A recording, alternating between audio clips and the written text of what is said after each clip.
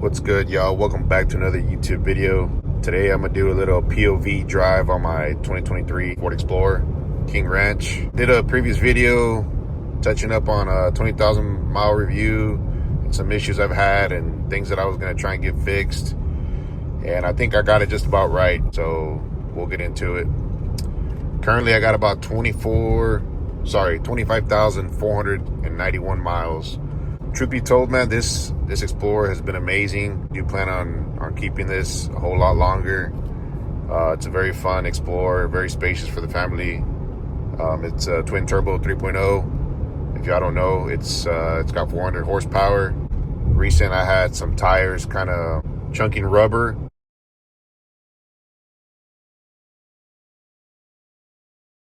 So I did put some new tires at like 20,000 miles. And those were the factory ones that came on this Explorer. They're Pirelli Scorpions. Forget the size, but they're stock size tires. And I put the exact same stock tire size, but Michelin Pilot Sport 4S, I believe, all season tires. I actually just got done rotating those at 25,000 miles. And I did notice the back, they were in the front, but they're now in the back since I did the rotation. I did notice those two tires were like slowly starting to show signs of chunking rubber. Not that they were chunking any, but you can see like small signs of damage on the rubber, but nothing crazy. I did catch it early, so what I'm gonna go ahead and do is start rotating these tires like every 3,000 to 5,000 miles. And I also did notice the tire pressure on those tires were at about 30 psi, so crank those up to about 35, 36, and we'll see how it runs in these next 10,000 miles. Did an alignment. The back tire, the rear, was slightly off, and so was the front driver. It cost me about 65 bucks, and that's looking good. The balance on these are good as well. I got them checked just to make sure, because like I said, I don't want these to start chunking rubber. But yeah, let's do a little pull right here.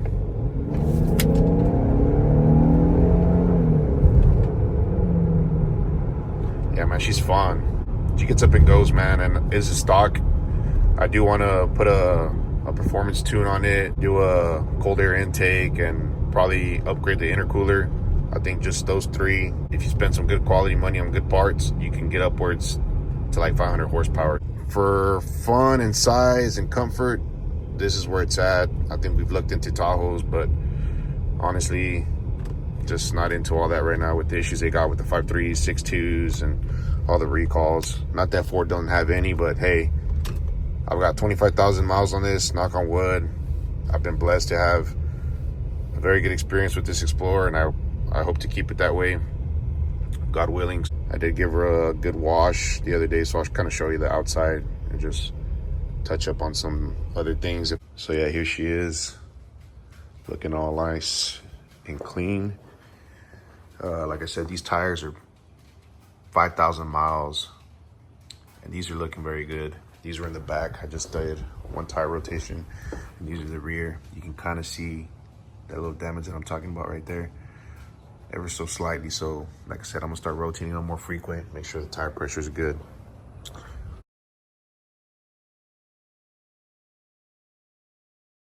But yeah, man, haven't had any major issues. It's never left me stranded. Haven't had to pull over for any crazy reason. It's been a good Explorer, y'all. So if y'all are really considering a family vehicle, I would definitely look into a 3.0. I did get back from Ford. I replaced the coolant, so let's go ahead and check that out. All right. So coolant is looking pretty good. Might get it topped off just a little bit more, but definitely looks better. Yeah, man, other than that, I did change my filter like at 15,000 miles. Also had some suspension issues. Whenever you would turn the steering wheel, I showed it in a previous video, you would hear like a popping sound. It almost sounded like rubber. It didn't sound like a metal to metal or grinding or a gearing. Got that taken care of under warranty. It took about 2-3 trips, man, to get a few of those issues that I had on that last video or two on my 20,000 mile review video, but everything's pretty much taken care of. Coolant's good, suspension's good, tires are good. Like I said, I'm very blessed and very fortunate. I've had a good experience, but I definitely recommend one of these Explorers for sure. You can have a lot of fun with it. Also had a few other concerns that got fixed as well. So I think a video or two back, my coolant system was close to the minimum line or right below it. So I was wondering if there was a possible coolant leak. I had the front and the rear windshield wipers. It wasn't shooting out any fluid in the front or back. I tried to troubleshoot that myself. I checked fuses down here below. I checked if they were clogged, the arms where it spouts out the fluid in the front and back. I even traced the lines up here under the hood. I even disconnected one, connected the main line over here to make sure that none of these lines were clogged up and still wasn't shooting out any fluid. I checked the reservoir to make sure there was no leaks and everything seemed fine. But I took it in and I told them, hey, you guys might want to check the pump. I told them what all I did. Granted, that was the first time I went with all these issues and I came back. Oh, I even told them to top off the fluids. I just said that, top off fluids, because my coolant system is a little low. So I guess they topped off my oil as well, because when I got it back, man, this is a long story, but when I got back the vehicle that one time, I had just done an oil change when I took it in. So I guess they took topping off fluids, adding oil to the engine. So I had just done an oil change. Oil was clean. When I got the vehicle back, I checked the coolant. It was overfilled above the max, almost filled to the top.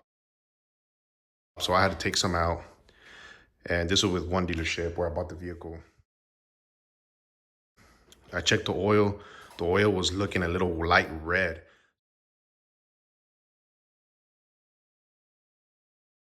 So I had me thinking, fuck, did these guys top it off with transmission fluid? Because I've heard in some forums and videos where techs noticed they were opening bottles of oil and they were having to just drip it off a little bit and it was red. So it looks like through the manufacturer, they were being filled with transmission fluid instead of oil. So maybe they got one of those bad bottles and they topped it off and it, you know, transmission fluid got in the oil system.